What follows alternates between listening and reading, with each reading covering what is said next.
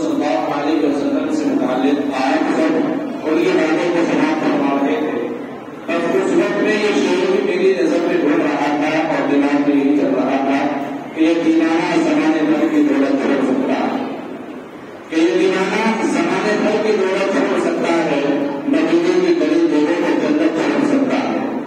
اگر خانہ پہ آ جائے رسول اللہ صلی اللہ علیہ وسلم کے جلوے، اگر خانہ پہ آ جائے رسول اللہ صلی اللہ علیہ وسلم کے جلوے، تو ہم سارے ہی خانہ کی حقیقت کو جھلک سکتا ہے۔ واقعی یہ اللہ کے رسول صلی اللہ علیہ وسلم کی طرف اشارہ اور آج کی سنتوں کی طرف اشارہ جو کیا جا رہا تھا، جو آج ہماری زندگیوں سے بالکل ناراض ہے، اور جو محبت کا اظہار ہم کر رہے تھے وہ آج محبت ہم سے ناراض ہے، ہم سے بہت دور ہے۔ بہرحال ہمیں اس چیز کی اجازت نہیں دے رہا ہے، اس لیے میں اپنے جو خطیب صاحب ہیں انہیں کو درخواست کرتا ہوں اور دعوت کے مطابق بھی دیتا ہوں کہ شیر کے ساتھ کہ شہنشاہ کے بنانا چلے آئیے، کاروبار فسانت چلے آئیے، لیکن گلزار کہنا کے ملک میں مفت کا چلے آئیے۔ حضرت مولانا عبد الرحمان صاحب جو اس زمین کی ایک نعت ہے، ایک شخصیت ہے، اور اپنی آواز کے اندر وہ چیز لیے ہوئے جو سب آوازوں میں نہیں ملتی ہے، وہ آواز حضرت کے پاس نہیں ہے جو آڈیو اور ویڈیو میں بند کر کے صرف ایک تماشائی بن جاتی ہے، وہ آواز نہیں ہے بلکہ وہ آواز ہے جو دل کے اندر سمو جاتی ہے اور دل کو بات کر دیتی ہے۔ اسی لیے میں اپنے تمام حضرات سے یہ درخواست کرتا ہوں کہ آپ اس طرح سے بیٹھ جائیے کہ سمجھ کر بیٹھ جاؤ حسن کا تماشا دیکھنے والوں، سمجھ کر بیٹھ جاؤ حسن کا میرا دیکھنے والوں، تماشا خود نہ بن جانا ہے تماشا دیکھنے والوں۔ السلام علیکم ورحمۃ اللہ وبرکاتہ۔ سب سے پہلے تو حضرات سے گزارش کروں گا، آپ جو آج اس محفل میں شریک ہیں، سیرت النبی صلی اللہ علیہ وسلم کے عنوان سے یہ محفل سجائی گئی ہے، اور سیرت کی بات کہنا بھی عبادت ہے اور سننا بھی عبادت ہے، اور عبادت کو سلیقے سے کرنا بھی عبادت ہے۔ تو جو حضرات ادھر ادھر پیچھے بیٹھے ہوئے بہت الگ کے ساتھ ان سے ملتمس ہوں یہاں تشریف لے سامنے، آپ مجھے دیکھتے رہیں گے، میں آپ کو دیکھتا رہوں گا، اور مجھے کچھ کہنے کا جذبہ اللہ میرے دل کے اندر پیدا کریں گے، اور آپ کی توجہات کی بنا پر اللہ کوئی ایسی بات زبان پر جاری فرما دیں گے جو میرے لیے بھی اور آپ کے لیے بھی انشاءاللہ نفع کا سامان بنے گی۔ جو میرے بھائی یہاں بیٹھے ہوئے ہیں آپ بے درد ہیں، بہت مہربانی ہوگی، کیونکہ سامنے سے بات زیادہ سمجھ میں آتی ہے، مجھے دیکھنے میں اچھا نہیں لگے گی، بار بار چہرہ گھمانے میں دقت ہوگی، آپ بھی گھر سے ڈرنے کے سامنے جن کو ٹیگ لگانے کی ضرورت ہے اور ویسے معذور ہے تو مجبور نہیں کروں گا، باقی نوجوان طبقہ یہاں سامنے آئے گیٹ کے سامنے جائے، ادھر سے بھی یہاں ہے سامنے۔ محفل کو بہت خوبصورت انداز میں آپ سجائیں، پروگرام زیادہ لمبا نہیں ہے، رسم رسمی جلسہ نہیں ہے، چند منٹ آپ کے بیچ آئے گا انشاءاللہ، جتنی دیر آپ سنیں گے اور طبیعت کے نشاط اور دوستی کے ساتھ سنیں گے اتنی دیر آپ کو دین کی بات سنائی جائے گی۔ کوئی آپ کو یہاں باندھ کے نہیں بٹھایا گیا ہے، اللہ کے نبی کی محبت میں آپ بیٹھے ہوئے ہو، خدا تعالیٰ آپ کو اس کا بہترین بدلہ عطا کرے۔ اور ادھر سے ادھر جائیں، جب یہ سامنے کی جگہ خالی وہاں سے مفتی اعجاز صاحب، میرے بھائی چھوٹے بھائی مفتی اعجاز صاحب یہاں تشریف لے آئے، آپ وہاں نہ بیٹھے، ادھر تشریف لے آئے، ماشاء اللہ۔ امام و خطیب ہیں گاندھی گرام کاولی بورڈ ہدا مسجد، یہاں تشریف لے آئے، ان کے نائب امام بھی یہاں تشریف لے آئے، ادھر اسٹیج پر آ جائیں، ماشاء اللہ۔ بھائی یہ بچے خاموشی کے ساتھ یا ان کو بٹھا دیں یا تو مسجد سے باہر رکھ دیں، دیکھو کیسے کود رہے ہیں۔ جو یہاں کے استاد ہیں منتظمہ کمیٹی ہے، ان سے گزار ہوں کہ وہ ان کو جو ہے بٹھائیں اطمینان سے۔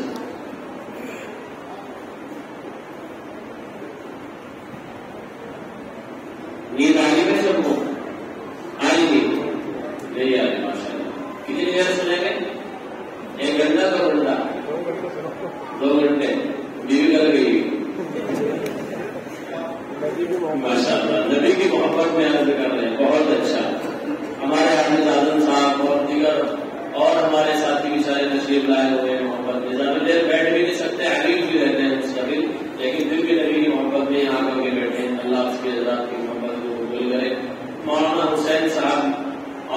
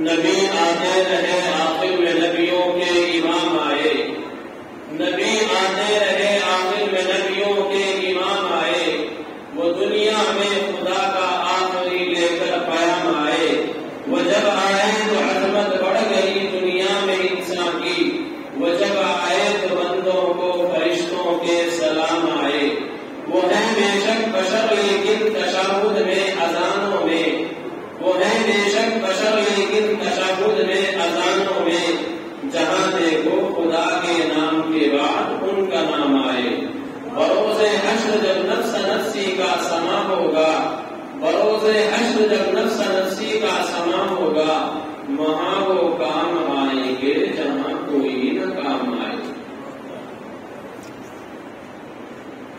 زندگی دی ہے تو جینے کا ہنر بھی دے دے، زندگی دی ہے تو جینے کا ہنر بھی دے دے، پاؤں بخشے ہیں تو توفیق سفر بھی دے دے، پاؤں بخشے ہیں تو توفیق سفر بھی دے دے، گفتگو تو نے سکھائی ہے کہ میں گونگا تھا، گفتگو تو نے سکھائی ہے کہ میں گونگا تھا، اب میں بولوں گا تو باتوں میں اثر بھی دے دے۔ حاضرین گرامی، آپ حضرات کو ان پروگرام کی شاید تفصیل معلوم ہو،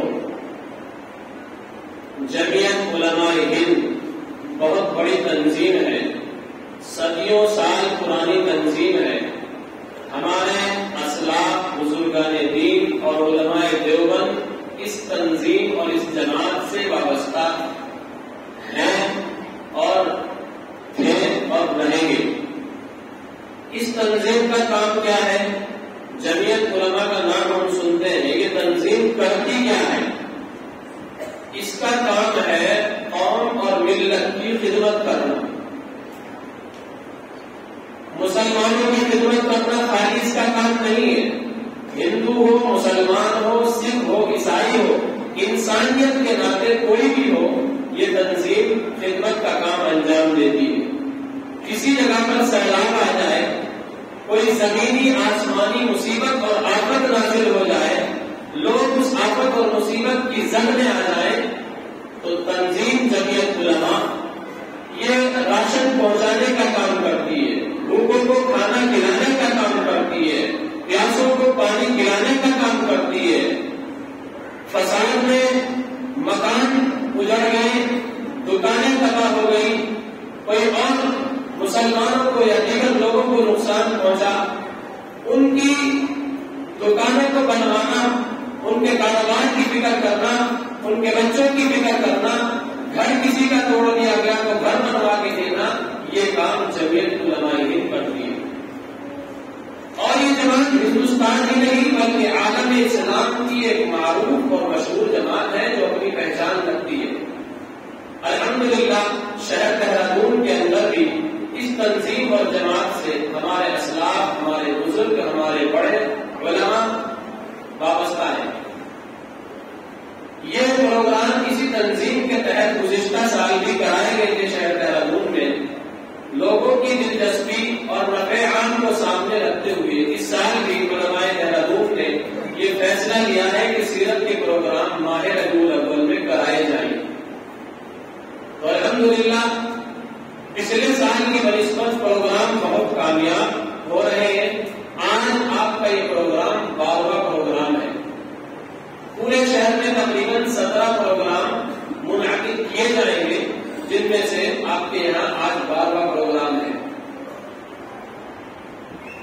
سرپرستی اس پروگرام کی اور تمام پروگراموں کی جناب مفتی سلیم احمد صاحب قاسمی، مفتی دارالقضاء مسلم کالونی، مفتی رئیس احمد صاحب قاسمی، صدر جمعیت علماء ضلع دہرادون، ماسٹر عبدالستار صاحب، صدر جمعیت علماء ضلع دہرادون، اور نائب صدر جناب مفتی راشد صاحب، اسی طریقے سے قاری عبدالصمد صاحب، اور بہت سارے لوگ، مفتی ایاز صاحب، قاری شاہ صاحب، بھائی توصیف خان صاحب، بہت سارے لوگ اس تنظیم سے بغاوت وابستگی کا اظہار فرما رہے ہیں، پروگرام میں شریک ہو رہے ہیں کہ حضرات کی سرپرستی میں اور ان کی نگرانی میں یہ پروگرام شہر میں کرائے جا رہے ہیں۔ اور ان تمام سب کے بڑے جناب حضرت مولانا محمد احمد صاحب قاسمی شہر قاضی دہرادون، ان کو ان پروگراموں کی صدارت سپرد کی گئی تھی. ان کی صدارت میں یہ پروگرام کرائے جا رہے ہیں. خان صاحب جو آپ کے سامنے اس وقت گفتگو کر رہا ہے اسی تنظیم سے وابستہ ہے اور اس کا ایک خادم ہے. اپنی خدمت کو انجام دینے کے لیے آپ حضرات کے بیچ بیٹھا ہوں.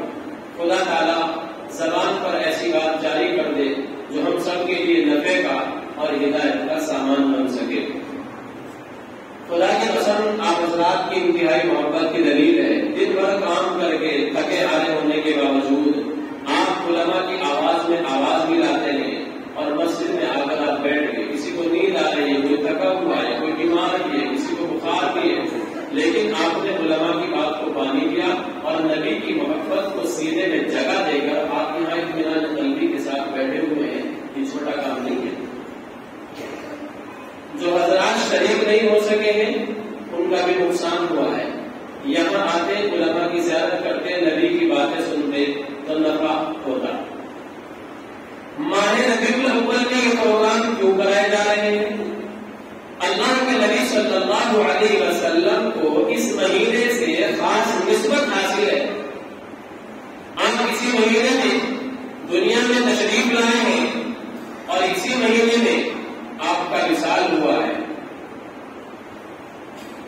ہماری نوجوان نسلوں کو، بزرگوں کو، ساتھیوں کو نبی پاک صلی اللہ علیہ وسلم کی مبارک زندگی معلوم ہو سکے اس لیے یہ پروگرام کرائے جا رہے ہیں. ہم نبی کے غلام ہیں، ہم عشق رسول کا دعویٰ کرنے والے ہیں. ہم کہتے ہیں کہ اگر کوئی نبی کی شان میں گستاخی کرنے مر جائیں گے یا مار دیں گے، خون بہانے کے لیے تیار ہو جائیں گے. اس قدر ہمارے دلوں کے اندر نبی کی محبت ہے. محبت کی بات ہے نا جب انسان مرنے مارنے کے لیے تیار ہے. لیکن دوسری طرف محبت میں کمی بھی واقع ہو رہی ہے. دیکھیے ہم محسن انسانیت کے غلام ہیں. وہ میرے اور آپ کے اور پوری دنیا کی انسانیت کے لیے آقا اور نبی بن کر آئے ہیں.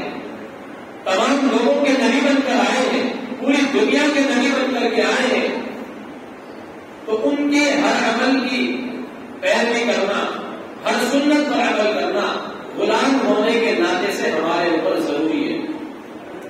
میں کہتا ہوں اگر کوئی انسان نبی کی شان میں گستاخی کرے، نوجوان کا خون ابلنے لگتا ہے، مرنے مارنے کے لیے تیار ہو جاتا ہے. ہم نوجوان کی جو مسجد تک نماز کے لیے نہیں آتے ہیں، جو باہر شراب کے اڈوں پر، زنا کے اڈوں پر اپنی زندگی بسر کر رہے ہیں، جب نبی کی شان کی بات آتی ہے، جب ناموں سے رسالت کی بات آتی ہے، وہ سب سے پہلے اپنا گریبان کھول کر کے سامنے کھڑا ہو جاتے ہیں. کیوں؟ نبی کی محبت ان کے سینوں کے اندر ہے. بہت اچھی بات ہے، اس محبت کو سلام کرتا ہوں، سر جھکا کر سلام کرتا ہوں. لیکن دوسری طرف میں آپ کو یہ بھی کہنا چاہوں گا، جب آپ کو نبی سے اس قدر محبت ہے، نبی کی شان میں گستاخی برداشت کرنے کے لیے آپ تیار نہیں ہے، کیا داڑھی بڑھانا نبی کے روح کو سختی کرنا نہیں ہے؟ کیا یہ روح جیسے بالوں کی تکلیف بنانا یہ نبی کو تکلیف دینا نہیں ہے؟ کیا ہمارے نوجوان بچوں نے نبی جیسا لباس اپنایا ہے؟ نہیں. جواب منفی اور نیگیٹو. ہم نے غلام تو ہیں آقا کے، محسن انسانیت کے، اور ہم نے پیروی شروع کر دی سلمان خان کی، شاہ رخ خان کی. نوجوان سے پوچھو فلاں فلمی ایکٹر کون سی فلم کے اندر کیا رول اختیار کر گیا ہے، کون سے سن نے کون سی فلم آئی تھی، اس نے کیا ہسٹری اور کیا اسٹوری بیان کی تھی. نوجوان اس کو بیان کرنے کے لیے تیار، سب کچھ اس کے ذہنوں میں محفوظ ہے. اور جہاں بات آتی ہے نبی کی، پرسوں پروگرام تھا بنڈاری باغ میں، مکہ مسجد میں، تقریباً 400 یا 500 کا مجمع وہاں موجود ہوگا. میں نے لوگوں کو مخاطب کر کے یہ پوچھ لیا کہ آپ نبی کے غلام ہیں، نبی کی محبت میں یہاں بیٹھے ہوئے ہیں، مجھے یہ بتائیں کھانے کی سنتیں، پینے کی سنتیں، سونے کی سنتیں اور نبی کا طریقہ کار اور آپ کا گھر میں رہن سہن، ازواج مطہرات کے ساتھ آپ کا حسن سلوک، اولاد کی تربیت، صحابہ کی تربیت، اور آپ نے جو معلم بن کر آئے ہیں پوری انسانیت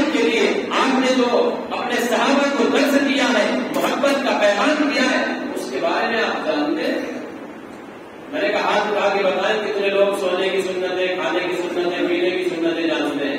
تو بھرے مجمع میں سے 400 یا 500 لوگوں کے بیچ میں سے علماء یہاں موجود ہیں، 6 یا 7 لوگوں نے ہاتھ اٹھائے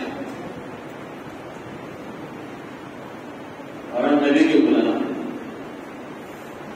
جب ہمیں آج تک نبی کے طریقے کے مطابق کھانا نہیں آیا، سونا نہیں آیا، پینا نہیں آیا، نبی کا رہن سہن ہماری زندگی میں داخل نہ ہو سکا، یہ کیسے غلامی ہے؟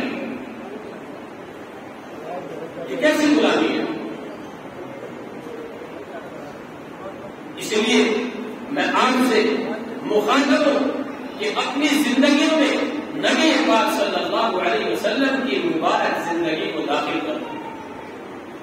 اگر چاہتے ہیں کہ ہم کامیاب ہو جائیں، دنیا کی بھی کامیابی مل جائے اور آخرت کی بھی کامیابی مل جائے، تو پھر غیروں کی نقالی چھوڑ کر نبی پاک صلی اللہ علیہ وسلم کی ہر ادا پر عمل کرنا ضروری ہوگا.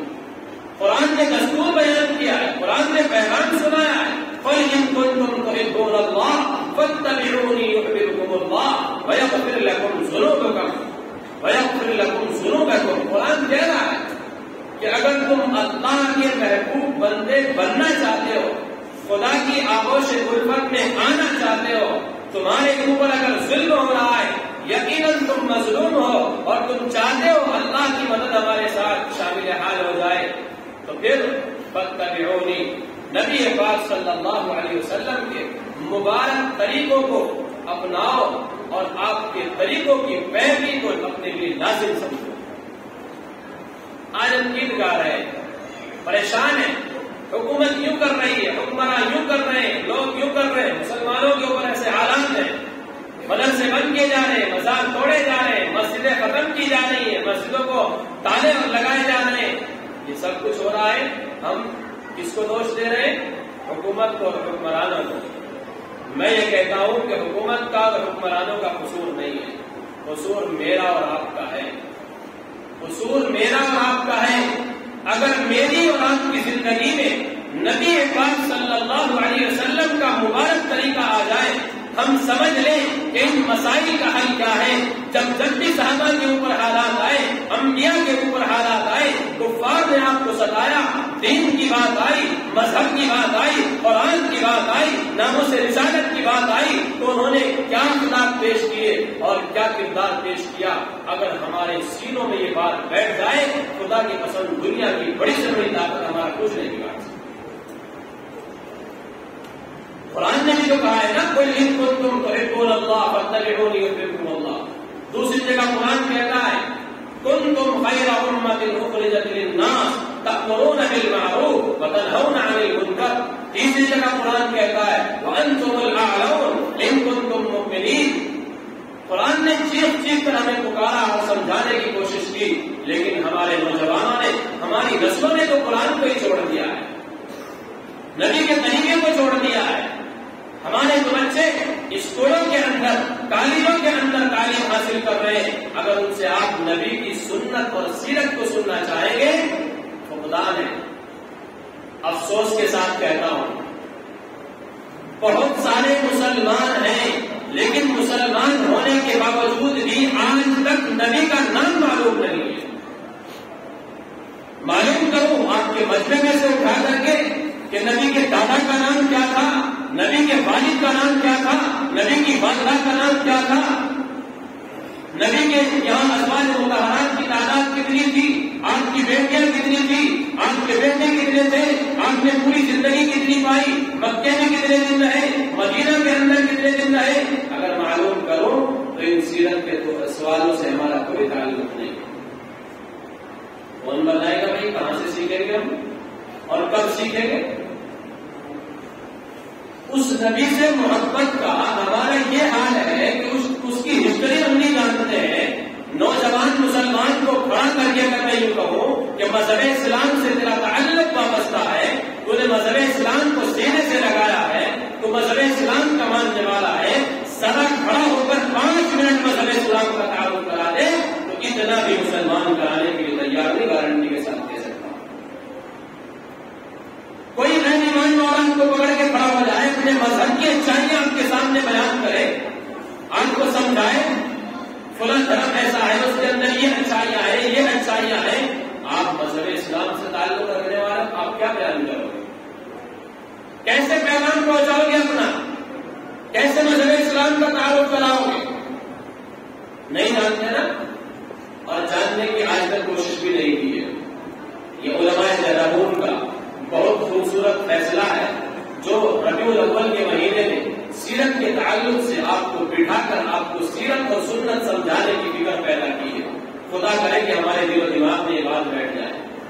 1-2 گھنٹے کے پروگرام میں ساری سیرت اور سنت نہیں بیان کی جا سکتی.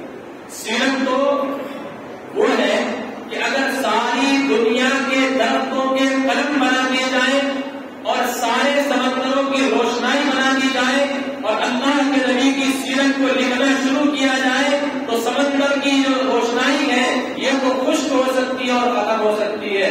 درختوں سے بنائے ہوئے قلم کو ٹوٹ سکتے ہیں لیکن نبی کی سیرت اور سنت کا کوئی احاطہ نہ کر سکا اور نہ کوئی کر سکے گا.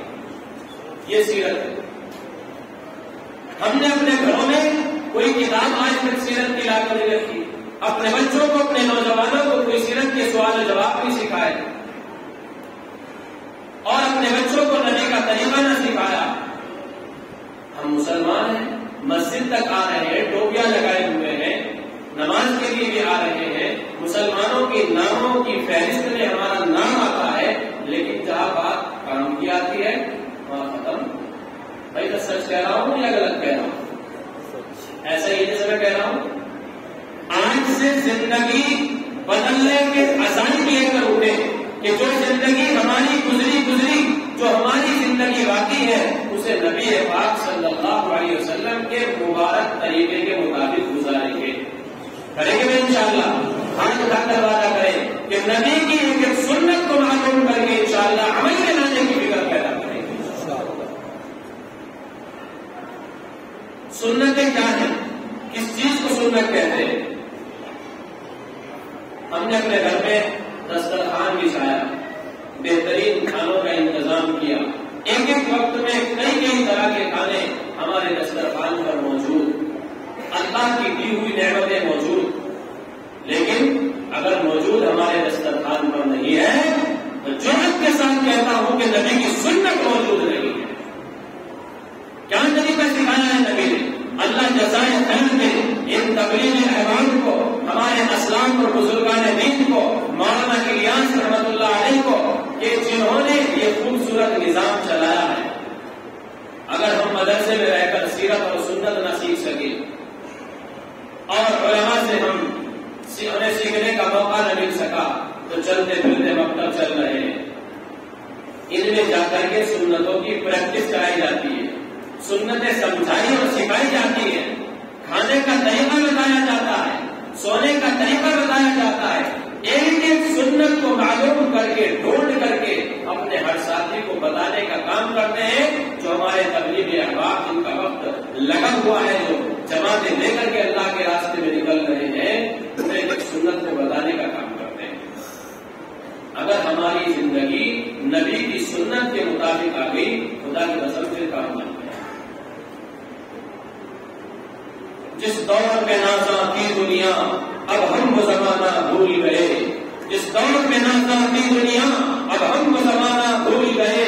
اور وہ جگانا یاد رہا، خود ہوش میں آنا بھول گئے. منہ دیکھ لیا آئینے میں پر دانت نہ دیکھا سینے میں. جی ایسا لگایا جینے میں مرنے کو مسلمان بھول گئے. اذان تو اب بھی ہوتی ہے مسجد کی فضا میں اے انور. اذان تو اب بھی ہوتی ہے مسجد کی فضا میں اے انور. جس ضرب سے دل ہل جاتے تھے وہ ضرب لگانا بھول گئے. اگر کوئی انسان اللہ تبارک و تعالیٰ کا قریبی بندہ بننا چاہتا ہے، اپنے تمام کاموں کو اللہ سے ڈائریکٹ کرانا چاہتا ہے، اپنے کاموں میں نصرت باری تعالیٰ کا خاص کار ہے، میں اس کو یہ بات کہوں گا کہ نبی کی ایک سنت کو سینے سے لگانے والا بن جا. خدا کی قسم غیروں نے ایک سنت کو ڈھونڈ کر کے عمل شروع کر دیا ہے. نبی کی ہر سنت میں حکمت ہے. وہ تلاش کر رہے ہیں مسح کرنے میں کیا حکمت ہے، 5 دفعہ چہرہ دھونے میں کیا حکمت ہے، کھانے سے پہلے ہاتھ دھونے میں کیا حکمت ہے، ٹکروں سے اوپر پائجامہ پہننے میں کیا دیکھیں کتابیں لکھی جا رہی ہیں نبی کی ایک سنت پر سرچ کر کے غیروں نے ان کو اپنانا شروع کر دیا، لیکن ہم باوجود مسلمان ہونے کے، ہم باوجود امتی ہونے کے، ہم باوجود نبی کے غلام ہونے کے، نبی کی سنتوں کو سینے سے لگانے والے اب تک نہ بن سکے۔ اپنی زندگی میں سنتوں کو 100% داخل کرو۔ ہم ہر جگہ آئیڈیل ڈھونڈتے، نمونہ ڈھونڈتے، ہم بلڈنگ بنانے کے لیے چلتے ہیں تو ہم نقشہ دیکھتے ہیں، نقشے کے مطابق معمار اور مستری اس بلڈنگ کو کھڑا کرتا ہے، اس کے سامنے ایک نمونہ ہے، ایک اس کے سامنے نقشہ ہے، اس کے مطابق بلڈنگ بنانی ہے۔ اب ہمیں جنت میں جانا ہے، آخرت کی کامیابی چاہیے، دنیا کی سرخروئی ہمارا مقدر بنے، یہ ہمارا خواب اور خیال ہے، اس کے لیے تو آئیڈیل اور نمونہ ہے، اس کے لیے تو نقشہ ہے۔ ابھی شہر قاضی مولانا محمد احمد صاحب قاسمی آپ سے مخصوص خطاب کر کے گئے، شادی کے تعلق سے انہوں نے آپ سے بات کی ہے۔ ہم شادی جو کر رہے ہیں، میں یہ کہتا ہوں کہ شادی کو 3 نقطے اس کے اوپر سے ہٹا کے شادی کرو، بس کام بن جائے گا۔ شادی کو شادی کر دو، کام بن جائے گا۔ خدا کی قسم دہرادون کے حالات نہیں، پورے ملک کے حالات ہمیں اشارہ دے رہے ہیں، ہمارے دلوں کو جھنجھوڑ رہے ہیں۔ مسلم نوجوان بچیاں کفر کو اختیار کر رہی ہیں، مذہب اسلام کو چھوڑ کر کے اپنے ایمان کا سودا کر کے اپنی ماتھے کے اندر وہ بندی لگا رہی ہے، اپنے ماں کے اندر سندور بن رہی ہے، آج وہ خنزیر کھانے کا مجبور ہے۔ آخر یہ نوبت کیوں آئی؟ یہ نوبت کیوں آئی؟ آج کے دہرادون شہر میں 70 سے زائد مسلم بچیاں ایمان کا سودا کر کے غیر ایمان والوں کے یہاں پہنچ چکی ہیں۔ میں تکلیف نہیں ہوتی؟ جو بچی مسلمان کے گھر میں پلی ہو، بڑی ہو، اور اس نے وہاں جو تعلیم حاصل کی ہو، تربیت حاصل کی ہو، اپنے آبا و اجداد کو ایک خدا کی پرستش کرتے ہوئے دیکھا ہو، ایک خدا کو جو ہے مانتے ہوئے دیکھا ہو، ایک خدا کے سامنے پیشانی ٹیکتے ہوئے دیکھا ہو، جس نے قرآن کریم اپنے گھر میں کھولا اور پڑھا ہو، آج کیا وجہ ہوئی کہ 22 سالہ زندگی کے بعد، 20 سالہ زندگی کے بعد وہ اپنے ایمان کا سودا کیوں کر بیٹھی؟ وہ غیروں کے دھرم کو کیوں اپنا رہی ہے؟ مذہب اسلام سے خوبصورت نہ کوئی دھرم تھا، نہ ہے، نہ ہوگا۔ خوبصورت نظام ہے، خوبصورت دھرم ہے، لیکن خوبصورتی کو چھوڑنے کے بعد پھر کہاں جا رہی ہیں ہماری بچیاں؟ ابھی حال ہی کی بات ہے، آپ کے قریب کی محلے کی بچی رہنے والی کورٹ میرج کے لیے کورٹ میں پہنچ گئی، اس کے گھر والے بھی پہنچے، ہمارے اسلام اور علماء بھی پہنچے، اور دیگر ذمہ دار شہر کے لوگ پہنچے، اس کو سمجھانے بجھانے کی کوشش کی۔ بھائی توصیف خان یہاں موجود ہیں، ان کی موجودگی میں معاملہ ہوا ہے، سب لوگوں نے سمجھایا بجھایا، لیکن کیا ہوا؟ اس نے باپ کی پگڑی اچھال لی، باپ کی عزت کا خیال نہ کیا، اور اس نے کفر سے اپنا دامن وابستہ کر لیا، مذہب اسلام کو ٹکرا دیا، ایمان کا سودا کر کے اس نے کہہ دیا باپ کے سامنے میں تمہیں نہیں جانتی ہوں۔ سارے علماء وہاں موجود تھے، ذمہ دار لوگ موجود تھے، سب کے منہ پر ایسا تماشا مارا، خدا کی قسم میں اور آپ اگر باپ ہوتے، باپ کے سینے پر، اس کے جگر پر اس وقت کیا گزری ہوگی؟ وہ سوچ رہا ہوگا آسمان پھٹ جائے، زمین پھٹ جائے اور زمین مجھے اپنے اندر نکل لے۔ اس نے سارے کورٹ کے اندر اپنے باپ کی پگڑی کو اچھال کر کے رسوا کر دیا۔ کیوں کیا اس نے ایسا؟ خالی اس باپ کی توہین نہیں ہوئی۔ انما المؤمنون اخوہ، قرآن کہتا ہے کہ مسلمان آپس میں بھائی بھائی ہیں۔ اگر اس کی بیٹی تھی تو کچھ نہ کچھ میری بھی لگتی ہوگی، آپ کی بھی لگتی ہوگی، وہ میری اور آپ کی بہن اور بیٹی اور بہو ہوگی۔ وہ پورے عالم اسلام کے مسلمانوں کی بیٹی تھی، جس نے مذہب اسلام کا سودا کر کے کفر کو اختیار کر لیا۔ بتانے یہ چلا ہوں کہ کیوں کفر کو اختیار کیا ہے؟ اس لیے کیا ہے؟ بیٹھنے والے سنیں، کل وہ جگر میں جگہ دے کہ اگر ماں نے اس بیٹی کی اچھی تربیت کی ہوتی، باپ نے اس کو دین سکھایا ہوتا، قرآن کی تعلیم سے اس کو وابستہ کیا ہوتا، خدا کی قسم آج وہ بیٹی اپنے ایمان کا سودا کر کے غیر ایمان والوں کے ساتھ جانا اچھا نہیں سمجھتی۔ جس وقت اس کا تعلق چل رہا تھا، پاک بغیر جانتا تھا، بھائی کو نہیں پتا تھا، ماں کو بھی علم تھا اس کا کوئی بوائے فرینڈ ہے، یہ کسی کی گرل فرینڈ بنی ہوئی ہے، رات کو فیس بک پر چیٹنگ کرتی ہے، واٹس ایپ پر میسج لکھتی ہے، فیس بک کی دلالہ بنی ہوئی ہے، لیکن کسی بات کو بھائی نے اس کو نہ سمجھایا۔ آج جب وہ گھر سے نکل کر پگڑی کو اچھال کر اس سبوں کو ٹھوکروں میں روک کر نکل گئی، اب معاملہ بچانے سے کیا ہوتا ہے؟ ہماری بچیاں کالجوں کے اندر جا رہی ہیں، بڑے بڑے موبائل ہاتھوں میں لے کر کے بات کرتی ہوئی گھر سے نکلتی ہے، فیکٹریاں چل رہی ہیں، بزنس چل رہا ہے، کبھی باپ نے دیکھا ہے کس سے بات کرتی ہے؟ بھائی نے اس کو پکڑا ہے، میسج کس کے آ رہے ہیں؟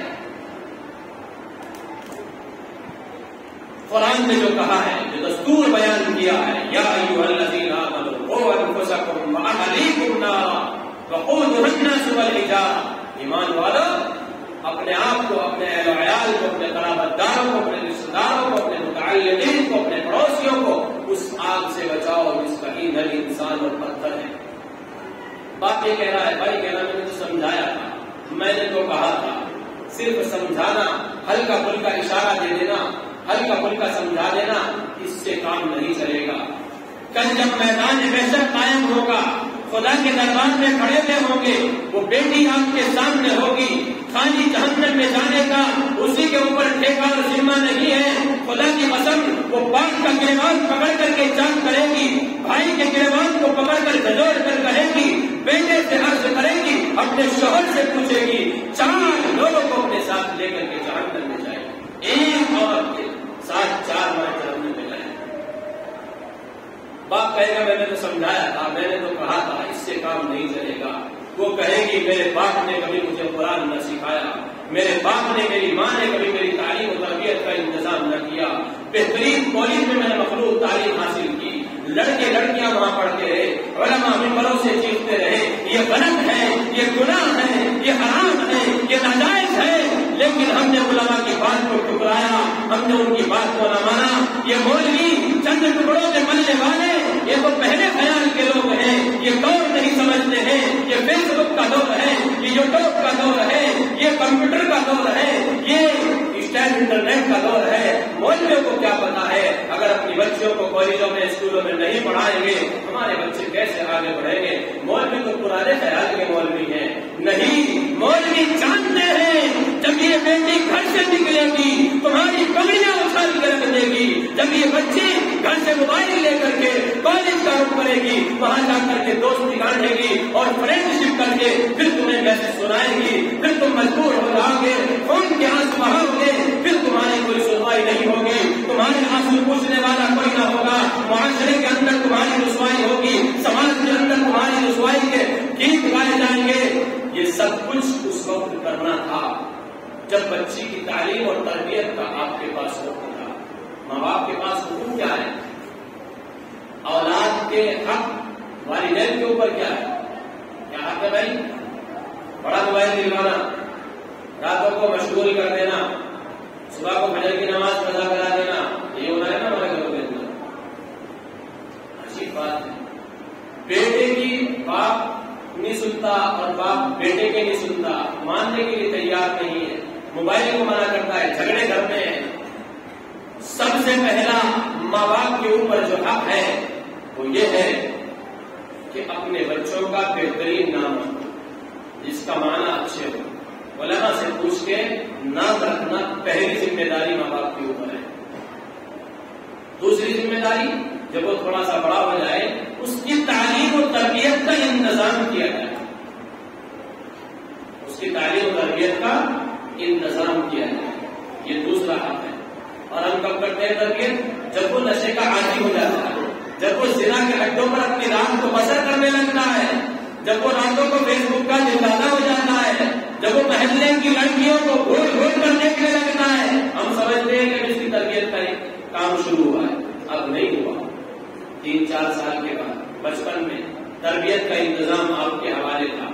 یہ تو ایک کورا کاغذ تھا جو اس کے اوپر آپ لکھتے وہ لکھا جاتا، یہ تو ایک معصوم سی لکڑی تھی، جیسے آپ اس کو موڑ دیں ایسے مڑ جاتی، لیکن اب سخت اور درخت کی شکل اختیار انتظار کر چکی ہے، اس کو موڑ کر جاؤ گے ٹوٹ جائے گی۔ دوسرا ماں باپ کے اوپر حق یہ ہے۔ تیسرا حق کیا ہے؟ جب وہ جوان ہو جائے تو اس کے لیے بہترین خوبصورت اور خوبصورت لڑکی کو ڈھونڈ کر کے اچھے رشتے کا انتظام کر دیا جائے۔ سیرت اچھی ہو، خوبصورت اگر ایک مرتبہ نہ ہو تو چلے گا، لیکن سیرت اچھی ہو۔ ہم سیرت نہیں دیکھتے، ہمارا فوکس صرف خوبصورتی کے اوپر ہو گیا۔ اور نبی پاک صلی اللہ علیہ وسلم نے کیا کہا؟ ولی حسنھا ولی جمالھا ولی مالھا ولی دینھا فاصبر بذات الدین۔ ہم رشتے کرتے ہیں، کوئی حسن نسل کی وجہ سے کرتا ہے، کوئی بڑا خاندان ہونے کی وجہ سے کرتا ہے، کوئی اس لیے کرتا ہے کہ جہیز میں گاڑی بڑی ملے گی، جہیز لاکھوں روپے کا ملے گا، مال کی وجہ سے کرتا ہے۔ ولی جمالھا کوئی خوبصورتی کی وجہ سے کرتا ہے۔ حدیث کا جملہ ہے ولی دینھا فاصبر بذات الدین، دین کی بنیاد پر رشتے کرو اور اس کو ترجیح دو۔ یہ دستور بیان کیا ہے۔ اور ہم مولوی لوگوں کا پوچھتے ہیں، جب سارا کام سج گیا، ویڈنگ پوائنٹ 2 لاکھ کا بک ہو گیا، بہترین شادی کا انتظام ہو گیا، 10 20 25 لاکھ روپے خرچ کرنے کا سارا نظام بن گیا، اب ہم مولوی کو بلاتے ہیں آجا اور لال پت لکھ جا، بس اتنا کام مولوی کا ہے۔ اور جب لال پت لکھا گا پھر آجا ویڈنگ پوائنٹ میں روٹی کھا کر چلا جائے، اتنا کام مولوی کا ہے۔ جس طریقے سے صحابہ اکرام رضوان اللہ تعالیٰ مجمعین نے ہر بات کو نبی سے پوچھا ہے، وہ پوری دنیا کے بہترین معیاری مثالی معلم بن کر آئے تھے۔ تو اسی طریقے سے اب نبی کو آنے والے بات کو سمجھانے والے نہیں ہے، اب تو علماء ہیں۔ اللہ کے نبی کی حدیث ہے العلماء ورثۃ الانبیاء، کہ علماء انبیاء کے وارث ہیں۔ کام کرنے جا رہا ہے عالم سے مشورہ کر لے، تجارت کرنے جا رہا ہے عالم سے پوچھ لے، گھر کا نظام کیسے چلانا ہے عالم سے پوچھ لے، شادی ہونے جا رہی ہے کیسے اپنی بیوی کے حقوق کو نبھانا ہے عالم سے پوچھ لے، بچے ہو گئے ہیں بچوں کا حق تیرے اوپر کیا ہے عالم سے پوچھ لے، شادی کیسے کرنی ہے عالم سے پوچھ لے۔ لیکن ہم نہیں پوچھتے، اگر عالم سے پوچھ لیا تو ڈرون کیمرہ پھر کیسے گھومے گا اوپر بھائی، وہ تو ہٹ جائے گا، پھر بڑی بڑی اسکرین کیسے لگیں گے، پھر فوٹو کیسے کھینچیں گے، گرافر کیسے آئے گا، ویڈیو کیسے بنائی جائے گی، ماں اور بہنوں کا اور مردوں کا اختلاف کیسے ہوگا، اسٹینڈرڈ میں کھانا کیسے کھلایا جائے گا۔ کیوں پوچھے مولویوں کو؟ ہم سمجھدار ہیں، ہم عقل مند ہیں، ہمیں مولویوں کی ضرورت نہیں ہے۔ ہاں تمہیں کل بھی مولوی کی ضرورت تھی، آج بھی مولوی کی ضرورت ہے، میدان محشر میں بھی خدا کی قسم مولوی کی ضرورت ہے۔ جب دنیا میں بچہ آیا کیا کہتے ہو؟ کس کو بلاتے ہو؟ انجینئر کو، پائلٹ کو، بہترین عہدیدار کو، ڈگری ہولڈر انسان کو، کس کو بلاتے ہو؟ مولوی کو۔ کیوں؟ آ جائے گا اس کے کام میں اذان پڑھ دے گا۔ کس کی ضرورت پیش آئی؟ دنیا میں اس بچے نے آنکھ کھولی ہے، ضرورت کس کی پڑ رہی ہے؟ مولوی کی۔ کیا کہہ رہے ہیں؟ خود ہی پڑھنا، مولوی کو 100 روپئے بھی دیتے ہو مثال، ایسا بھی ہو رہا۔ مولوی کو بلائے 100-200 روپئے جیب ڈال کر پڑے گا، وہ بڑھتے نام تو ہمارے کا رائٹ۔ تو پہلی دفعہ ضرورت کس کی پیش آئی؟ مولوی کی۔ پھر بچہ آپ کا بڑا ہو گیا، جوان ہو گیا، اب رشتہ کر دیا، کروڑوں کی شادی کا جو آپ نے خواب دے رکھا ہے نا، اور ایک نئی بچی کو آپ گھر میں لانے کا خواب سجائے ہوئے ہیں، دلہا بھی خوش ہوتا پھر رہا ہے، اچھی بیوی آئے گی اور سارا اس کے دماغ میں سسٹم سیٹ ہے، لیکن یہ کروڑوں کی شادی بے سود اور بیکار ہے جب تک مولوی آ کر یوں نہ کہہ دے۔ کیا نہ کہہ دے؟ النکاح من سنتی فمن رغب عن سنتی، اور کہتے کہ تو نے ایک وکیل 2 گواہوں کی موجودگی میں مجمع عام کے سامنے قبول کر لی، تب تک کچھ نہیں کر سکتا جب تک مولوی الفاظ میں کہتے ہاتھ نہیں لگا سکتا اس کو۔ تو اس کو جائز کرانے کا کام کس نے کیا؟ مولوی نے۔ کروڑوں روپے جو شادی میں خرچ کر رکھے تھے ان کو صحیح طریقے سے استعمال کرانے کا کام کس نے کیا؟ مولوی نے۔ جائز کام تو اس نے کرایا نا۔ یہ اگر مولوی نے آتا نکالنا پڑا تھا کیسے کام چلتا؟ اب پھر تیسرا موڑ آتا ہے کہ بچپن بھی گیا، جوانی بھی گئی، بڑھاپا آیا، ابھی اللہ کی طرف چل پڑا، دارے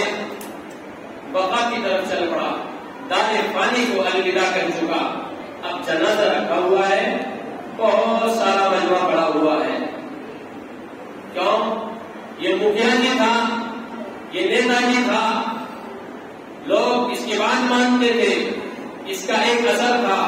بھیڑ مجمع کی بہت زیادہ ہے, بہت لوگ کھڑے ہوئے ہیں, سب کھڑے ہوئے ہیں, سب باندھے ہوئے انتظار کر رہے ہیں. نماز کو بھی پڑھاتے, اس کا انتظار ہو رہا ہے, ڈاکٹر کا, انجینئر کا, پائلٹ کا, کس کا ہو رہا ہے انتظار؟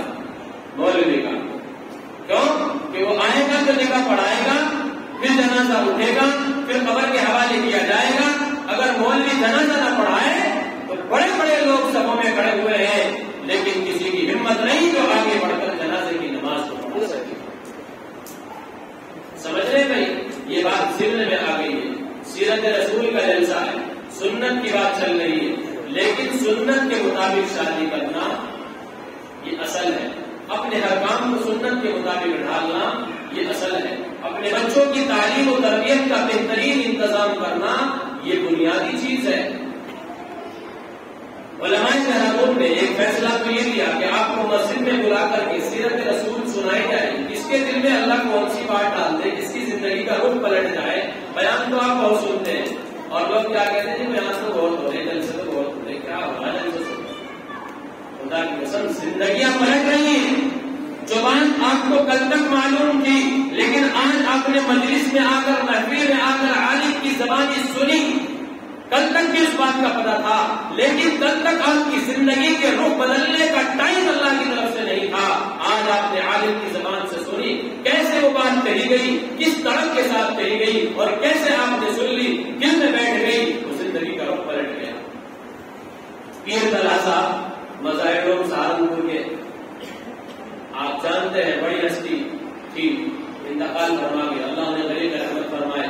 ان کے پاس ایک شخص گیا, اس نے مسافر کے لیے ہاتھ بڑھایا, وقت میرا مکمل ہو چکا ہے.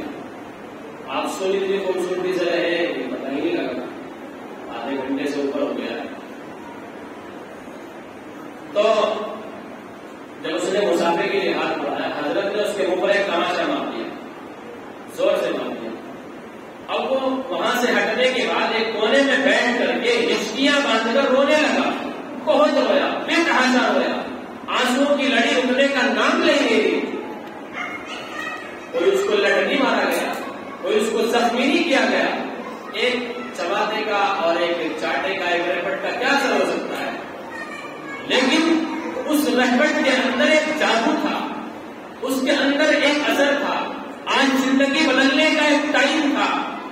دل کے اندر یہ خیال پیدا ہو گیا کہ مولانا پیر صاحب نے جب میرے چہرے پر اس زور سے تماشا مارا اور میری طرف سے اپنا رخ اور چہرہ پھیر لیا, اگر کل قیامت کے دن, سننے کی بات ہے بھائی, اگر کل قیامت کے دن میدان محشر میں محسن انسانیت, تاجدار فخر رسول جناب محمد مصطفیٰ صلی اللہ علیہ وسلم نے اگر میری طرف سے رخ پھیر لیا تو پھر کوئی نقصان حال نہیں ہوگا. بس یہ بات نہیں ہے.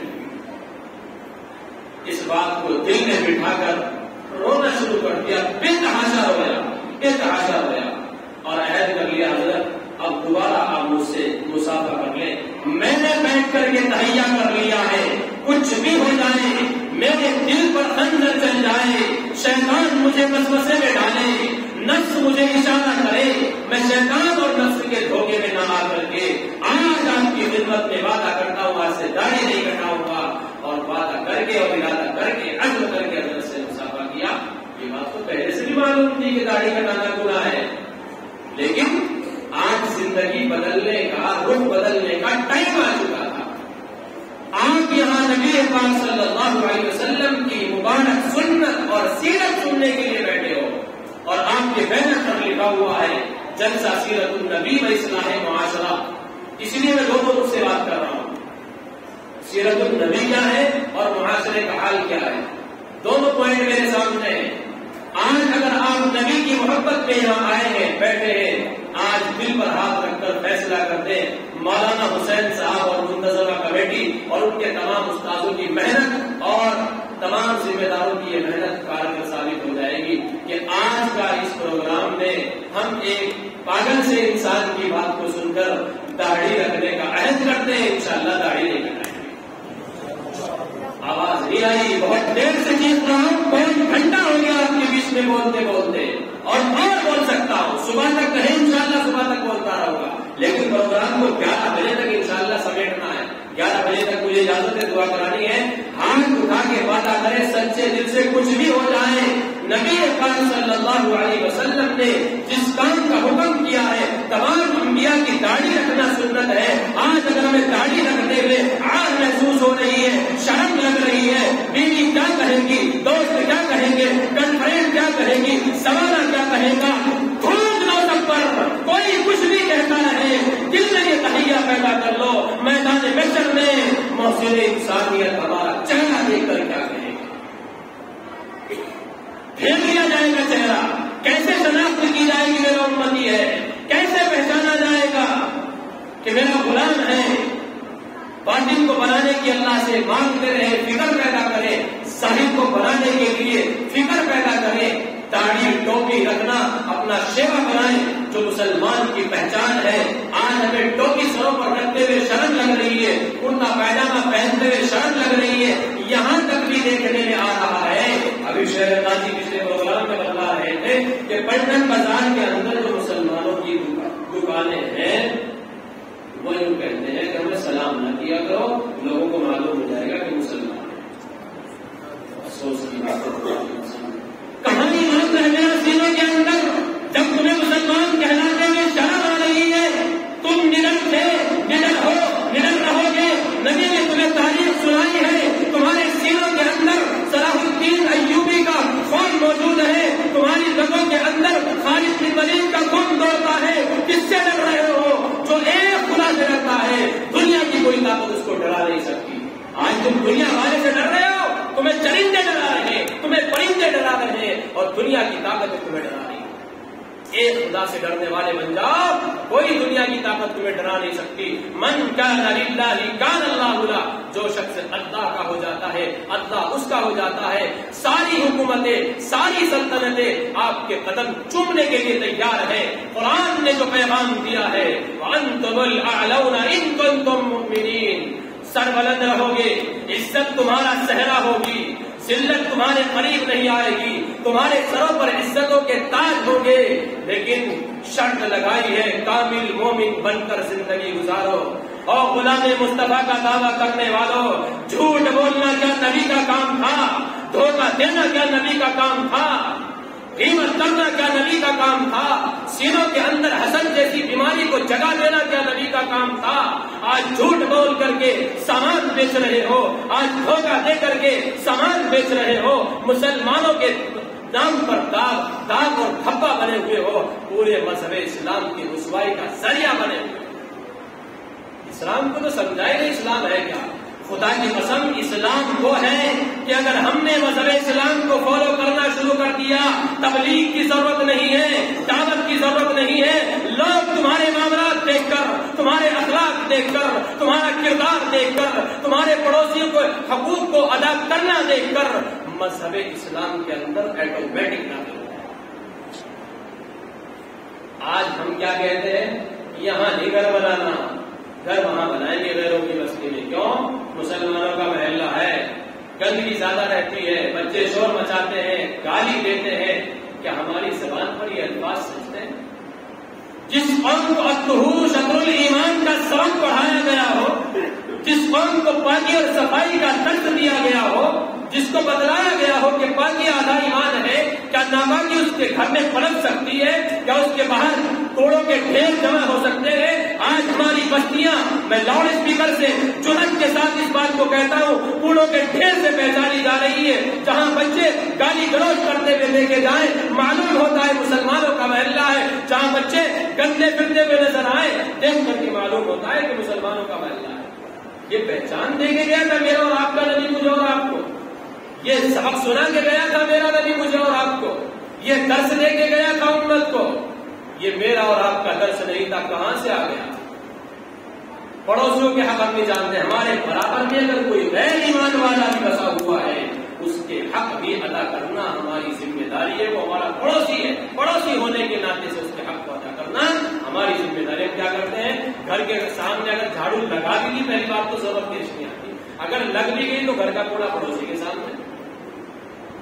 ہم نے اس میں سے گند نکالا نالی میں سے پڑوسی کے سامنے، یہ پڑوسی کے حقوق ہیں. اس لیے تو لوگ ہمارے پڑوس بسنا پسند نہیں کر رہے. ہم نے مذہب اسلام کو سمجھا نہیں.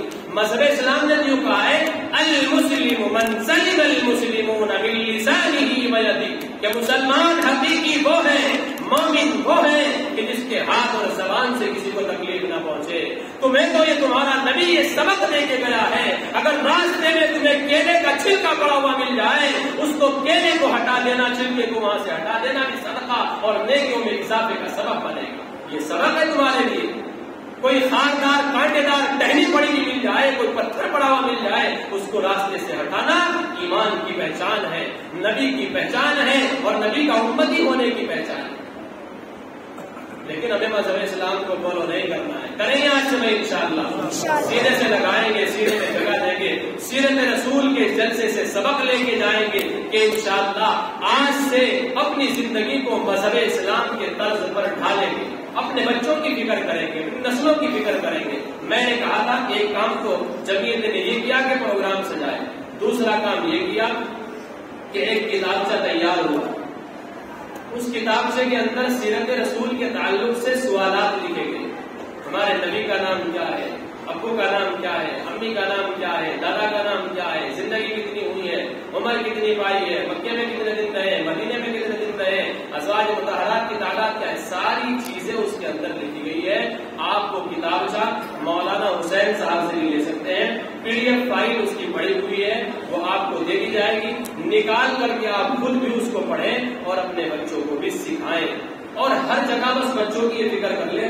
اگر ہم کھانے کے لیے بیٹھے تو کھانے سے پہلی سنتیں کیا ہے بھائی؟ ہاتھ دھونا سنت ہے، دسترخوان بچھانا سنت ہے، سر پہ ٹوپی اوڑھ لینا سنت ہے، اور کھانے میں کبھی نہ نکالنا سنت ہے، گرم کھانا نہ کھانا سنت ہے، کھانے میں کسی طرح کا عیب نہ نکالنا سنت ہے، بسم اللہ پڑھ کر کھانا کھانا سنت ہے، ذکر کرتے ہوئے کھانا کھانا سنت ہے، کھانے کے بعد دعا پڑھنا سنت ہے، کھانے کے بعد ہاتھوں کو دھونا سنت ہے، دسترخوان اٹھانے کی دعا پڑھنا سنت ہے.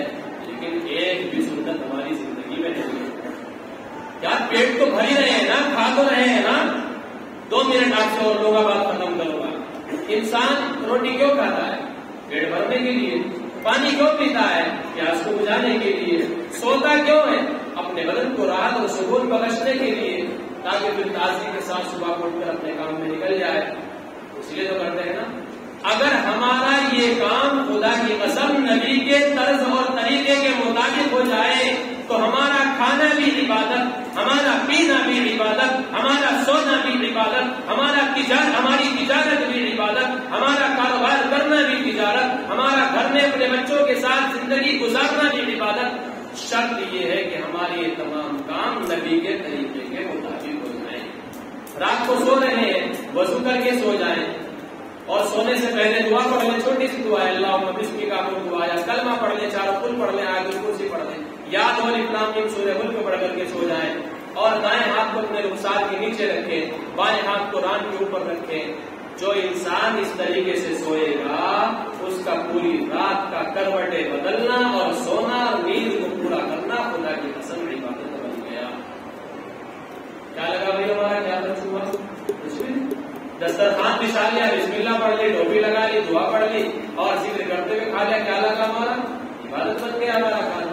پینے کی سنت ہے کہ ہم دائیں ہاتھ سے گلاس کو پکڑیں، ٹوٹے ہوئے کنارے سے نہ پیئیں، 3 سانس میں پانی کو پیئیں، برتن میں سانس نہ لیں، اور ہم پینے سے پہلے بسم اللہ کہیں، پینے کے بعد الحمدللہ کہیں، سر ڈھانپ کر پیئیں، بیٹھ کر پیئیں. جانوروں کی طرح کھڑے ہو کر کھانا پینا یہ نبی کی تعلیم اور نبی کا طریقہ نہیں ہے. نبی کا طریقہ کچھ اور ہے جو ہمیں معلوم نہیں ہے. کریں گے انشاءاللہ 100% اپنی زندگی میں نبی کے طریقے کو لائیں، اپنی نسلوں کی، اپنے بچوں کی فکر پیدا کریں. عورتوں کے تعلق سے لمبی گفتگو مفتی ناظم اشرف صاحب نے آپ کے سامنے رکھی. اپنی عورتوں کے حقوق ادا کریں. گھر میں داخل ہوں سلام کر کے داخل ہو جائیں، نکلے سلام کرتے ہوئے نکل جائیں. جو انسان اپنی یہ عادت بنا لے گا، سنت ہے سلام کر کے نکلنا، گھر میں آتے ہوئے سلام کرنا سنت ہے، اس کے گھر میں بے برکتی آ ہی نہیں سکتی. برکتوں کے دروازے کھول دیے جائیں گے اور محبت آپس میں بڑھے گی. لیکن مولانا نے کہا ہے نا الرجال قوامون علی النساء، ہم تو عورتوں کے اوپر نگہبان ہیں، عورتوں کو سلام کیوں کریں جو ان کو غلام پڑھائی ہے؟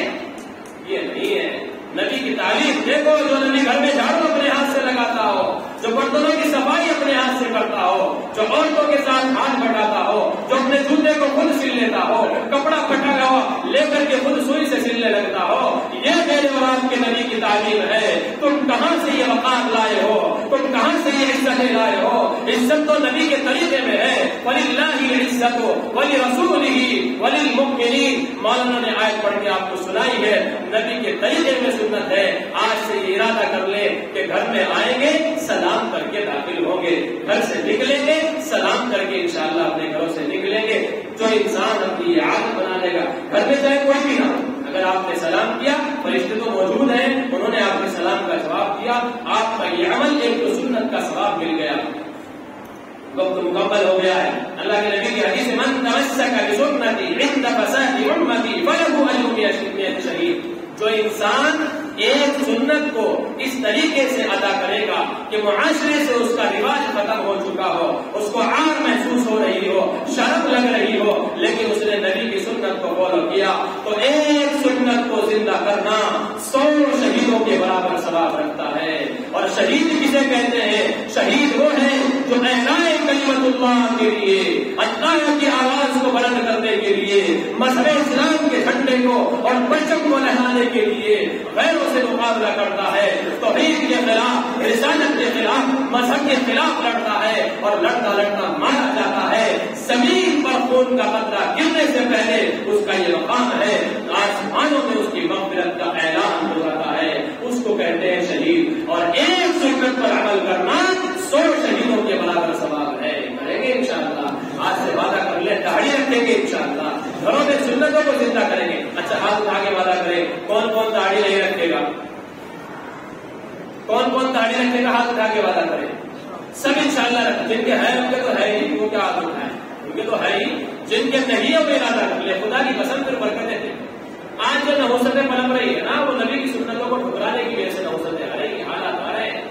100% مسلمان بن جاؤ، ڈرنے کی ضرورت نہیں، گھبرانے کی ضرورت نہیں. میں 2 بات کہتا ہوں سر اپنے بیان کے اندر کہ مایوسی اور بزدلی مذہب اسلام کا حصہ نہیں ہے. مایوسی اور بزدلی مذہب اسلام کا حصہ نہیں ہے. اس لیے مایوس ہونے کی ضرورت نہیں، بزدل ہونے کی ضرورت نہیں. جو قوم بزدل ہوگی یقین کے ساتھ کہا جا سکتا مسلمان نہیں ہے. وقت مکمل ہو گیا ہے. میں نے گھڑی میں ٹائم دیکھ لیا ہے، ٹائم پورا ہو چکا ہے، 11 بج چکے ہیں.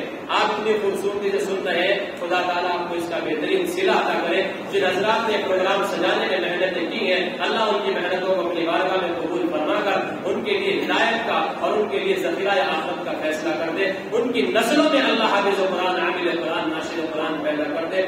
اللہ یہاں جو باتیں کہی گئی ہیں ان پر کہنے اور سننے والے کو عمل کی توفیق دے دے. وآخر دعوانا الحمدللہ رب العالمین. کل